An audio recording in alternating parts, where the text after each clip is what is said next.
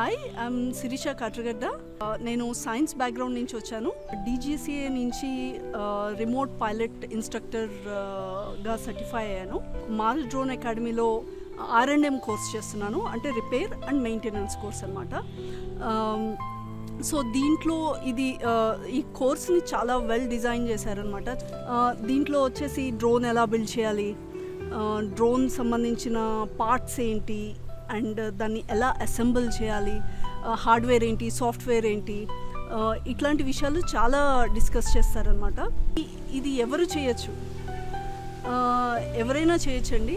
Like students చేయొచ్చు. నేను extra knowledge కానీ సర్టిఫికేషన్ కానీ యాడ్ చేసుకోవాలి అనుకునే వాళ్ళు చేయొచ్చు. No more details in Marut drone academy.